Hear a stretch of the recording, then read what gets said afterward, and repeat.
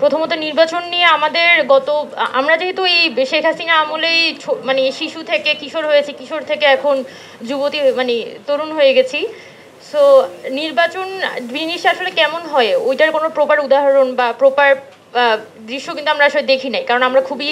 শিশু ছিলাম 2008 সালের নির্বাচনের সময়। ইট ডিপেন্ডস যে আপনি আসলে নির্বাচনকে কিভাবে করে রিপ্রেজেন্ট করতে চান। এটাকে আগে আপনি মানে যারা যোগ্য তাদের একটা ফিজিক্যাল রিপ্রেজেন্টেশন ইন দ্য মানে আমাদের সংসদে এই হিসেবে দেখছেন, নাকি এটা হচ্ছে কুস্তির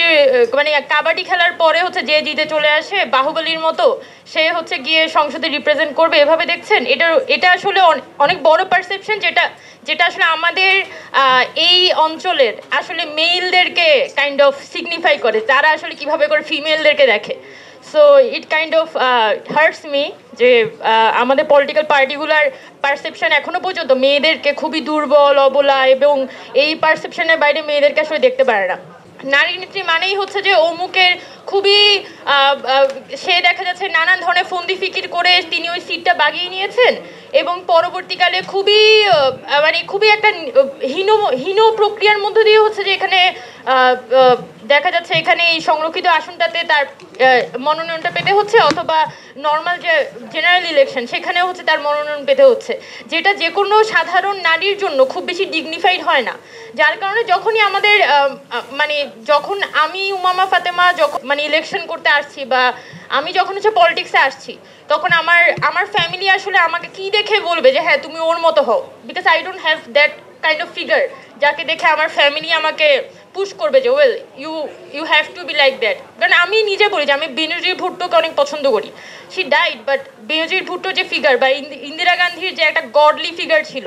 সেই গডলি ফিগারটা কিন্তু অনেক মেয়েদেরকে আসলে অ্যাট্রাক্ট করেছিল। বা ইসরায়েলে গোল্ডা মায়ার ছিল, তারপর হচ্ছে অনেক বড় বড় লিডাররা ছিল, ফিমেল লিডাররা ছিল ওয়ার্ল্ড ওয়াইড, যারা সেই 50, 60, 70s সময়ে যখন আমরা কল্পনাও করতে পারতাম না এই বঙ্গদেশে কোনো মহিলা সংসদে রিপ্রেজেন্ট করবে, ওই সময় কিন্তু তারা সারা পৃথিবী দাপিয়ে বেরিয়েছেন। তো এটা কিন্তু হয়েছে, মহিলারা যখন তারা ওই সুযোগটা পায়, তাদের ভয়েসটা রেজ করার সুযোগ পায়, তখন কিন্তু তারা তাদের যোগ্যতাগুলো দেখান। বাট ডিপেন্ড করে যে আমরা কি সেটা চাই কিনা, মেয়েদেরকে কি আমরা নিয়ে আসতে চাই কিনা, যেটা এখানে আমাদের কথাবার্তার মধ্য দিয়ে কিন্তু এটা উঠে এসেছে যে আমাদের পলিটিক্যাল পার্টিগুলার যে সিস্টেম, পলিটিক্যাল পার্টিগুলো আসলে কতটুকু পর্যন্ত তাদের ফিমেলদেরকে আসলে সুযোগটা দিতে চান, এটার উপরও যেমন নির্ভর করে, আবার একই সাথে আমাদের অন্যান্য